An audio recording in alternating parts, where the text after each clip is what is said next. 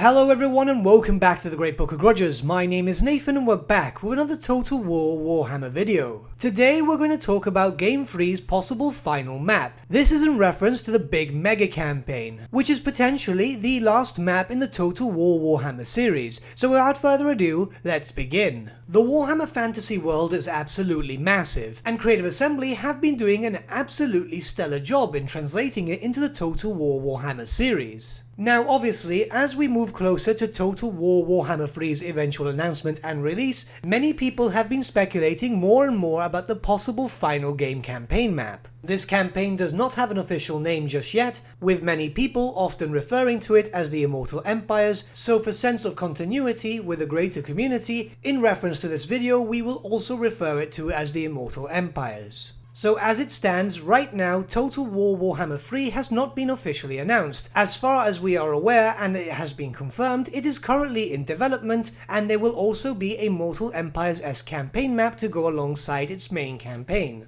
All we know about this campaign is that it's referred to by Creative Assembly as a very big campaign. That's pretty much it. And obviously, because of this, people have started speculating, which is only natural. Fan-made maps, such as the one on screen right now, have been popping up pretty much everywhere, with people's hopes as to what they would like to see as the final game map of the series. Many fans of the series, including myself, have been requesting the full Warhammer Fantasy world as a playable campaign. Especially since this is the last game of the series, they might as well go full ham and include as much of the Warhammer world as possible. This not only provides with a lot of playable area, seeing as having the whole Warhammer Fantasy world would be absolutely massive, but also drastically increases the potential of more and more DLC. The bigger the final map is, the more settlements and provinces it will have naturally, but that also means that Creative Assembly could easily look back at races from Game 1 and Game 2, and we'll see a lot more possible cross-game DLC. Just as a basic example, Oxyotl, the chameleon skink, who is well known to fight the forces of chaos, could essentially start anywhere where the demons are located, so that covers his location for a main campaign in terms of cross-game DLC.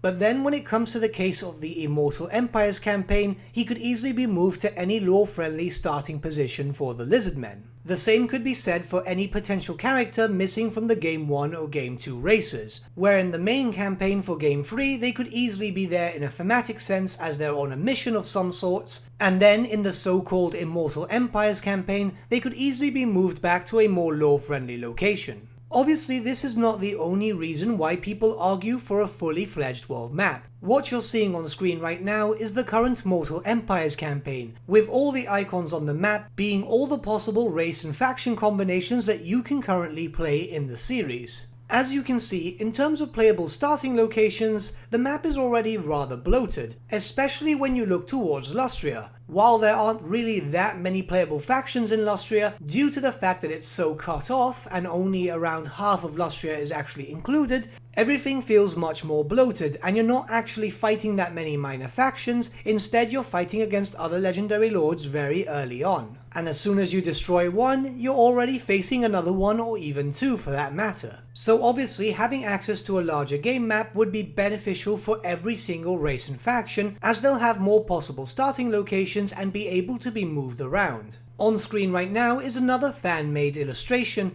This shows the maps from Game 1 and Game 2's respective main campaigns placed onto the main map of Warhammer Fantasy Battles. As you can see in this image, if you combine the maps from Game 1 and Game 2, more or less around 2/3 of the Warhammer Fantasy world has been reimagined in the Total War Warhammer series. So it would make sense for them just to go full on it and get the whole world implemented. Now this is not an argument in regards to Cathay, Nippon and so on as playable races, but rather for the sake of seeing the whole world realized. There is a theory by some other members of the community that the so-called Immortal Empires campaign will just be the standard Mortal Empires campaign being slightly expanded to the east and the north to include the Mountains of Morn, the Darklands and so on, those of which would be the starting locations for the Ogre Kingdoms and the Chaos Dwarves, which are races in the Total War Warhammer series, yet to be announced, but we pretty much know they're coming. Should they only add in these territories, it's not really a very big campaign, is it? That would literally just be the Mortal Empires plus, well, just a bit of territory extra, nothing too impressive. And considering the fact that the Mortal Empires map already has a fair chunk of the Badlands which is currently not playable, that means even less unique territory will be added in. But now let's look at some other reasons why a full world campaign map might be possible. On June 2018, during a What the Teams Are Working On blog post, Creative Assembly had just announced that they had already begun pre-production on their next fantasy game. Downright confirming, but without actually saying it, that this was Total War Warhammer 3. The quote goes as follows: "The fantasy team has begun pre-production for their next game, and it's taking them to some dark, dark places. We fear they may never return, not with minds and souls intact at least. We'll update you with more details when it's safe to approach them." Since then, we really haven't gotten that much information other than the fact that it's utter chaos and so on, but the reason for mentioning this is the fact that pre-production started in June 2018. As of the time of recording this video, it is July 2020, and we're most likely not going to see Total War Warhammer being released until 2021, mainly because they only release one game a year, and this year they're going to be releasing a Total War Saga Troy in August. This would more or less be 3 years of development time, not including anything else that was being worked on before pre-production officially started. So given the rather large development time, it would seem that they have some sort of grand vision for the final game of the series. If we look at Total War Warhammer 1 and 2 for example, both of them are only 1 year apart. So the more time being spent on the third and final game of the series makes people believe that this is what they're planning. Now, I can already see comments coming in saying rip turn times. We can't really use that as an excuse anymore, can we? Ever since the Potion of Speed update that came for Total War Warhammer 2, which dramatically reduced turn times, it's safe to say that that same technology will be used in Total War Warhammer 3. Also, with a longer development time, they can obviously optimize it better. So it could even be that turn times won't be even that badly affected in Total War Warhammer 3. I feel like asking for a full world map is not really asking for a lot, especially for a final game of a very successful series. In all honesty, it looks like the full game map itself is very doable and it might be what we might get.